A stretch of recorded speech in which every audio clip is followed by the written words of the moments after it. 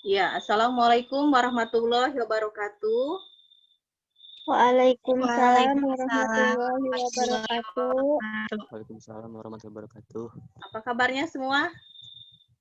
Sehat? Alhamdulillah baik, Bu. Bu. Alhamdulillah. Alhamdulillah Bu. baik. Ya. Amin. Sebelum kita mulai pembelajaran hari ini, Ibu minta salah seorang di antara kalian untuk memimpin doa. Silakan. Sebelum memulai pembelajaran hari ini, marilah kita membaca doa terlebih dahulu. Berdoa. Selesai. Iya. Terima kasih, Fitri. Sama-sama, Ibu. Pada pertemuan kali ini kita masih akan membahas mengenai ketenaga kerjaan ya, melanjutkan materi sebelumnya. Kita sudah belajar mengenai yang pertama kemarin itu tentang istilah-istilah ketenaga kerjaan. Kemudian yang keduanya mengenai jenis-jenis tenaga kerja. Dan yang ketiganya mengenai permasalahan di bab ketenaga kerjaan. Untuk tujuan pembelajaran, yang pertama nanti kalian bisa untuk menyebutkan upaya apa saja ya dalam meningkatkan kualitas tenaga kerja. Jadi seorang tenaga kerja itu supaya punya nilai harus punya apa? Ya, gitu. Kemudian yang keduanya mengenai macam-macam upah atau kalau kalian nyebutnya gaji ya. Kemudian yang ketiganya akan dibahas juga mengenai apa itu pengangguran ya. Kemudian yang keduanya jenis-jenis pengangguran dan bagaimana cara mengatasi pengangguran itu sendiri serta dampaknya terhadap kehidupan ya. Yang teknis pembelajarannya, yang pertama Ibu akan memaparkan dulu atau menjelaskan materi melalui PowerPoint seperti biasa, ya. Kemudian yang keduanya nanti kita melakukan tanya jawab dan diskusi terhadap hal-hal yang akan nanti kita bahas bersama. Dan yang terakhir di akhir pembelajaran setelah Zoom meeting ini kalian harus mengerjakan latihan soal ya di Google Form yang Ibu nanti linknya Ibu kirim terakhir ya, itu untuk teknik pembelajarannya. Ada yang ditanyakan dulu? Tidak, Bu. Baik, Bu. Ya, Tidak. bisa dipahami ya? Oke. Ya. Bisa Ya, Ibu. Ibu izin untuk share screen dulu. Udah. Oke.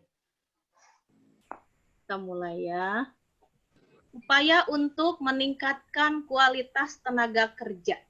Ya, tidak bisa dipungkiri bahwa sebuah perusahaan atau suatu perusahaan, baik itu pabrik atau perusahaan selain pabrik ya, produksi, ketika menerima tenaga kerjanya, mereka cenderung mau menerima tenaga kerja atau karyawan yang memiliki nilai lebih. Ya, nanti ketika kalian keluar SMA, kalau ada yang mau bekerja, itu kalian harus mempersiapkan diri. Ya, mempersiapkan diri supaya memiliki nilai lebih. Nah, nilai lebihnya yang seperti apa nih ya? Untuk mengupayakannya, ada 3 pihak yang bisa terlibat di dalam meningkatkan kualitas tenaga kerja. Yang pertama pemerintah. Ya, pemerintah fungsinya untuk apa? Yang pertama, pemerintah bisa menyusun kurikulum yang bagaimana caranya bisa mengeluarkan lulusan yang memiliki kualitas sesuai dengan yang dibutuhkan oleh perusahaan. Jadi ketika mereka keluar, mereka memiliki keahlian yang bisa diandalkan, ya. Kemudian yang kedua, pemerintah juga bisa mendirikan balai latihan kerja, ya, atau BLK. Di situ ada pelatihan menjahit, pelatihan berbahasa asing, pelatihan komputer, ya, yang sengaja dibuat oleh pemerintah dengan tujuannya tadi, meningkatkan kualitas. Kemudian yang berikutnya, perusahaan. Bagaimana perusahaan meningkatkan kualitas tenaga kerja? Ya, praktek kerja lapangan, PKL. Nah, mereka bekerja di situ dengan tujuan adalah supaya para calon tenaga kerja ini bisa mengetahui gimana sih situasi pekerjaan yang asli itu suasana seperti apa. Nah, supaya mereka tahu. Kemudian yang berikutnya individu. Kita sebagai individu nih, bagaimana caranya supaya kita memiliki nilai lebih sehingga pada saat kita melamar pekerjaan kita diterima. Ya, yang pertama nih, kalian nih SMA. Ya, siapkan keterampilan-keterampilan lain. Contohnya apa? 1, komputer.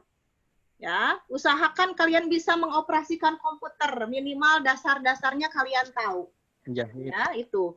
Kemudian yang keduanya, menjahit boleh. Sekarang di Purwakarta itu banyak banget pabrik garmen ya, menjahit. Selain menjahit bahasa asing, selain bahasa Inggris, bahasa Jepang kalian kuasai.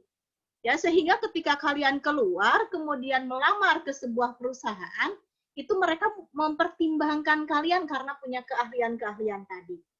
Ya, juga bisa menanamkan jiwa kewirausahaan. Jadi jangan terpikir hanya melamar pekerjaan saja.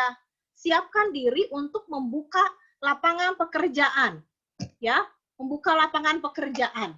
Bisa dipahami? Jadi ada 3 pihak ya yang mengusahakannya, bisa dari pemerintah, bisa dari perusahaan, atau mungkin dari individunya sendiri atau dari tenaga kerjanya sendiri.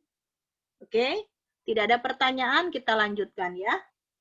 Yang kedua, mengenai sistem upah. Ya, mengenai sistem upah.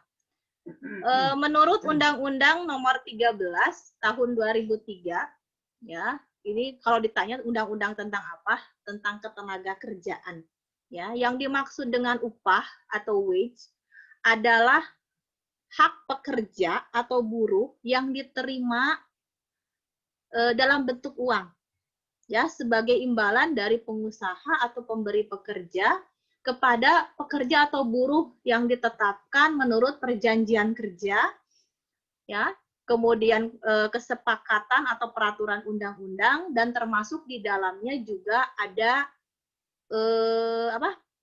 tunjangan. Jadi kemudian yang berikutnya, ya, ini ada yang mau enggak? Mau banget. Oh, mau banget. Okay. Ibu dialungkan yang adinya ya. Oke, sistem upah. Ya, sistem upah. Sebelum ke sistem upah, ada istilah-istilah dulu dalam upah ya. Yang pertama ada yang disebut dengan upah buruh. Ya, naon sih buruh ya, upah buruh ya. Upah buruh itu adalah pendapatan yang diterima buruh. Ya, pendapatan yang diterima buruh dalam bentuk uang ya, yang mencakup ya, tidak hanya gaji saja, tapi di situ juga ada tunjangan-tunjangan lain. Ya, ada tunjangan-tunjangan lain. Ya, contohnya ada transport, ya, uang makan, ya, itu ada tunjangan hari raya, ya, itu. Jadi sudah masuk di dalamnya. Itu yang disebut dengan upah buruh. Kemudian yang keduanya upah pekerja.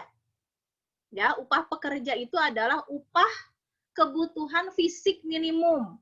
Ya, kebutuhan fisik minimum ini jadi yang dimaksud adalah seseorang yang bekerja ditambah dengan keluarganya, dalam 1 bulan dia membutuhkan uang berapa? Ya, untuk memenuhi kebutuhan fisiknya. Misalnya 2 juta, maka 2 juta itu sebagai disebutnya adalah upah pekerja. Istilah lain di dalam ketenaga kerjaan ada upah nominal dan upah real. Upah nominal itu bentuknya uang. Jadi kalau misalnya orang tua kamu, misalnya ayah kamu dapat gajinya 5 juta, berarti upah nominalnya 5 juta. Ya, sedangkan upah real adalah kemampuan dari upah nominal untuk dibelanjakan. Nih, uang 5 juta ini sanggupnya dibelikan apa saja. Ya, apakah semuanya terbeli atau belum? Nah, itu namanya upah real. Ya, itu. Kemudian selain itu juga, ya, di dalam sistem upah, di sini ada upah di Indonesia nih. Di Indonesia itu mengenal istilah UMR dengan UMP. Pernah dengar? Pernah, Bu. Pernah? Pernah, Bu. Ya, pernah dengar ya? Pernah, Bu. UMR itu singkatan dari upah minimum regional. Ya, sedangkan UMP upah minimum provinsi. Ya, setiap daerah UMR maupun UMP-nya berbeda, tergantung tingkat kemahalan barang dan jasa yang dibeli. Ya, jadi makanya UMR sama UMP tiap daerah itu berbeda. Ya, itu. Kemudian selain UMR dengan UMP, ada jenis-jenis lain. Ya, jenis-jenis sistem upah yang lain. Ada upah berdasarkan waktu. Jadi dibayarnya ada harian, ada per jam dibayarnya, ya. Sekali sejamnya berapa. Kemudian ada upah mingguan, ada upah bulanan. Itu namanya upah berdasarkan waktu. Kemudian yang keduanya upah borongan. Borongan biasanya proyek. Kemudian ada upah satuan. Kalau upah satuan itu berdasarkan satuan kerja. Jadi ketika barangnya makin banyak, maka digajinya makin banyak. Jadi persatuan barang. Ya, ada lagi upah skala berubah. Ya, skala berubah. Jadi tergantung hasil penjualan. Ketika laku nih barangnya, gajinya gede. Ketika barangnya lagi sepi nih, nggak laku, maka gajinya berkurang. Ya, itu skala berubah. Ada lagi upah co-partnership. Co-partnership. Jadi kamu beli saham, kemudian kamu juga bekerja di perusahaan itu. Kamu dapat gaji iya, kemudian dapat bagian dari sahamnya juga iya. Jadi double. Ada yang ditanyakan? Tidak, Bu. Tidak ada. Kita lanjut ya. Bu, ada. Oh, ada apa? Ada yang mau nanya apa? Ada? Ada. Ya, silakan. Siapa yang mau nanya? Ini. Bu, kalau kan misalkan kerja di pabrik. Ini siapa ya? Sipa ya? Ya. Ya, silakan Sipa. Kan kalau kerja di pabrik, terus misalkan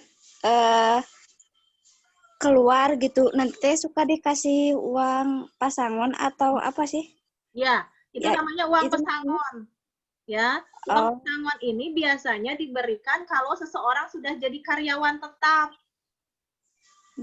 Ya, jadi misalnya udah kerja lama, kemudian misalnya orang tua kamu diangkat sebagai karyawan tetap.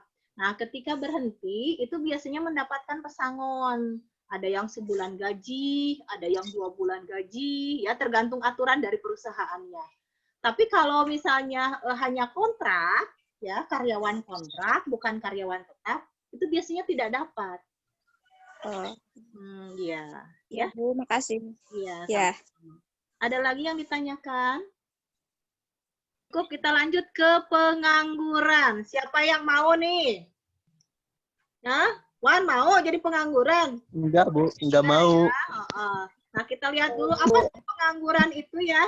Nah, pengangguran itu adalah penduduk yang tidak bekerja tetapi sedang mencari pekerjaan. Ini yang pertama nih. Tidak bekerja tapi sedang mencari pekerjaan. Kakak kamu baru lulus, kemudian dia bekerja, belum bekerja, kemudian lagi melamar ke pabrik naon-naon, nah disebutnya nganggur. Ya, yang keduanya sedang mempersiapkan usaha baru. Ya, lagi mau bikin ini Bu, saya mau jualan cimol nih. Ya, lagi mempersiapkan nih. Selama mempersiapkan itu disebut nganggur. Ya, tapi kalau pas sudah jualannya, kamu disebut sudah bekerja. Ya, itu. Kemudian yang ketiganya, penduduk yang tidak mencari pekerjaan karena merasa tidak mungkin mendapatkan pekerjaan. Ini ada jenis-jenis pengangguran. Ya, jenis-jenis pengangguran. Ada pengangguran siklis atau konjungtur, ada struktural, ada friksional, ada musiman, dan ada teknologi. Ya, pengangguran siklis. Ya, pengangguran siklis itu adalah pengangguran yang disebabkan karena menurunnya kegiatan ekonomi. Ya, kegiatan ekonomi misalnya dengan permintaan terhadap barang dan jasa turun atau bisa di ekonomi disebutnya resesi. ketika permintaan terhadap barang dan jasa turun, ya, maka perusahaan biasanya menurunkan juga jumlah produksi. Jadi biasanya bikin 10, yang lakunya cuma 5, ya udah besok jualannya 5 aja gitu. Ya, itu yang disebut dengan penurunan biaya penurunan produksi. Ketika penurunan produksi, biasanya juga perusahaan akan merumahkan atau mem-PHK ya karyawan-karyawannya, dan ya pengangguran siklis. Kemudian yang keduanya pengangguran struktural. Ya, pengangguran struktural. Struktur. Pernah dengar nggak struktur ekonomi? Ada yang agraris, ya, ada yang industri, Pernah, Bu. ya, pekerjaannya ada di pertanian, di perkebunan, sawah, ya, gitu ya. Tapi kemudian tanahnya, sawahnya berubah fungsi, dijual, dijadikan pabrik. Nah, kalau misalnya tenaga kerja pertanian ini tidak bisa menyesuaikan diri dengan keahlian yang ada di pabrik, ya, mungkin dia tidak bisa masuk ke pabrik, akhirnya dia nganggur, ya. Nah, orang-orang yang nganggur karena hal-hal seperti ini itu disebutnya struktural, pengangguran struktural, ya itu. Kemudian yang berikutnya friksional. Friksional atau biasa disebut pengangguran peralihan. Ya. Friksional ini terjadi ketika ya penawaran tenaga kerja lebih besar daripada permintaan tenaga kerja, maka nganggur. Atau mungkin ada seseorang yang sudah bekerja tapi bosan kerja di dia wae, mau pindah ke perusahaan yang lain. Nah, ketika dia beralih seperti itu kan dia jeda dulu nih, ya berhenti dulu, nunggu di perusahaan lain. Maka itu disebut sebagai pengangguran friksional, ya peralihan, ya itu. Kemudian pengangguran musiman, ini biasanya terjadinya di sektor pertanian, ya. Tapi pada saat belum ada sawahnya belum terairi, mereka diam dulu, nganggur, nggak bekerja, musim paceklik yang disebut nate, ya. Mereka tidak bekerja, maka ini disebutnya pengangguran musiman, ya. Dan yang terakhir pengangguran teknologi, pengangguran yang disebabkan karena peralihan tenaga manusia digantikan dengan tenaga mesin. Ya, manusia ada 10 orang, mesin cukup 5 orang udah cukup, selesai. Maka 5 orang lagi kena PHK, dirumahkan. Maka itu disebut sebagai pengangguran teknologi. Ya, gitu. Kita lanjutkan. Berikutnya, cara mengatasi pengangguran. Ya. Yang pertama, memperluas kesempatan kerja, bikin pabrik yang banyak. Keduanya, meningkatkan kualitas pendidikan. Lulusan harus punya keahlian. Kemudian, meningkatkan kualitas tenaga kerja dengan pelatihan-pelatihan. Atau mungkin membuka kesempatan kerja ke luar negeri. Ya, jadi TKI, ya, TKW, ya, untuk perempuannya. Kemudian, mendorong tumbuh kembangnya usaha dan industri rumah tangga. Ya, bikin produk apa kemudian dipasarkan, ini juga bisa, ya. Atau menekan jumlah penduduk, gimana caranya? Ya, misalnya dari KB, ya program KB, ya, dampak pengangguran. Dari segi ekonomi pasti berpengaruh nih.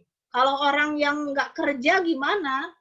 Ya, nanti pengaruhnya kalau dari segi ekonomi, pendapatan nasionalnya rendah, ya, pertumbuhan ekonominya rendah, ya, gitu. Kemudian dari sisi sosial, ya penghargaan terhadap orang-orang yang nganggur pasti beda, ya akhirnya bisa menimbulkan rasa ketidakpercayaan diri, minder, ya kamu lulus SMA, teman kamu udah kerja di Metro, di mana di Indorama, di mana sementara kamu belum, pas gabung malu kamu, ya gitu. Kemudian yang berikutnya selain rasa kepercayaan dirinya rendah juga bisa menimbulkan kejahatan yang tinggi, ya gitu. Jadi itu beberapa dampak pengangguran. Sehingga mau tidak mau yang namanya pengangguran itu harus dikurangi, ya gitu. Oke, sampai situ materinya untuk hari ini. Ada yang ditanyakan dulu? Tidak. Tidak ada. Oke, nah ini permasalahan yang harus didiskusikan diskusikan bersama. Ya, silakan perhatikan dulu grafik dan permasalahan di bawah ini. Ini untuk gambar pertama. Di sini ada tingkat pengangguran terbuka berdasarkan tingkat pendidikan tertinggi yang ditamatkan dari 2018 sampai 2019. SD, ya, kemudian SMP, SMA, SMK, lihat SMK, ya, diploma, ya, ini universitas, sarjana. Lihat kalau dibandingkan rata-rata Ibu tarik dari sini ke sini, yang paling tinggi yang mana?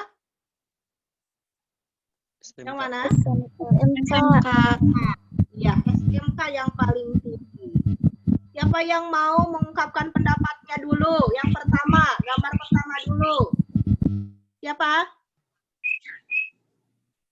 Gambar pertama adalah terjadinya pengangguran berdasarkan pendidikan terakhirnya, dan dari data itu pengangguran tertinggi ada pada tamatan SMK. Faktor-faktor antara lain tidak sesuainya jurusan SMK tertentu dengan industri yang membutuhkan di wilayahnya. Ya. Lalu persoalan kualitas lulusan yang tidak sesuai dengan standar industri. Dan persoalan usia lulusan yang rata-rata baru 17 tahun sehingga harus menunggu 1 tahun lagi untuk bekerja. Oke, ya. Nah, ini ya, waspada lonjakan pengangguran dampak pandemi COVID-19. Ya, di sini terlihat bahwa ketika terjadi pandemi COVID-19 ini, selain kita nih pendidikan kena dampaknya, ternyata yang kena dampak sangat berat itu adalah para tenaga kerja. Ya, siapa yang mau mengemukakan pendapatnya? Aku, Bu. Ya, silahkan. Gambar yang kedua, karena pada masa pandemi ini banyak perusahaan yang mengalami krisis ekonomi sehingga terjadi banyaknya PHK pada karyawannya. Ya. Jadi gara-gara si COVID ini ternyata berdampak besar terhadap jumlah pengangguran di Indonesia, ya. Jadi banyak perusahaan tadi yang sudah disinggung mengalami kebangkrutan, kemudian mem-PHK, atau ada yang membayarkan gajinya hanya setengahnya, ya, pengurangan pembayaran gaji. Kemudian ada usaha-usaha yang emang sudah tidak bisa dilanjutkan lagi, sehingga ini dampaknya meningkatkan pengangguran di Indonesia. Ada pertanyaan dulu? Tidak ada. Tidak ada. Ya, kalau tidak ada, Ibu minta salah seorang di antara kalian untuk menyimpulkan. Ya, untuk menyimpulkan materi pembelajaran hari ini. Silakan. Jihan. Memperbanyak mendirikan pusat pelatihan. Hal ini dilakukan untuk menciptakan tenaga kerja yang terampil dan kreatif untuk di bidang perusahaannya, dan swasta membuka banyak kesempatan magang, dan memperbanyak seminar dan workshop yang berkaitan dengan pekerjaan. Itu untuk Macam-macam upah. Peningkatan kualitas ya. Ya. Nah, terus berikutnya. Macam-macam upah, yaitu yang pertama ada sistem upah menurut waktu, yaitu sistem upah yang diberikan berdasarkan jam kerja karyawan tersebut. Yang kedua, sistem upah borongan, yaitu sistem upah yang diberikan di awal pemulaian pekerjaan suatu hal sampai dengan hal itu terselesaikan. Oke, terima kasih ya Jihan yang sudah menyimpulkan ya. Oke. Di akhir pembelajaran ini, ya, sebelum Ibu tutup, Ibu akan simpulkan secara umum ya, walaupun tadi beberapa temannya sudah menyimpulkan. Jadi pada hari ini tadi kita sudah membahas yang pertama, upaya meningkatkan kualitas tenaga kerja. mulai dari pemerintah, pihak pemerintah seperti apa, kemudian pihak perusahaan seperti apa, dan terakhirnya adalah pihak individunya sendiri. Ya. Kemudian yang keduanya, kita juga sudah membahas mengenai sistem upah yang berlaku secara umum, ya baik di Indonesia atau di luar. Ya. Kemudian yang ketiganya adalah pengangguran. Mulai dari pengertian pengangguran, kemudian yang keduanya mengenai macam-macam pengangguran, kemudian cara mengatasi pengangguran, dan terakhir adalah dampak dari pengangguran itu sendiri. Ya, itu yang sudah dibahas. Ada yang ditanyakan? Tidak ada. Tidak ada. Tidak, Bu. Kalau tidak ada, ya jangan lupa nanti setelah Zoom ini kalian mengerjakan link latihan soal yang di-share nanti Ibu lewat link Google Form-nya ya. Dan untuk penutup, Ya, Bu, siap. Ibu minta salah seorang untuk memimpin doa. Silakan. Untuk mengakhiri kegiatan pembelajaran hari ini, sebaiknya kita berdoa dalam hati dimulai.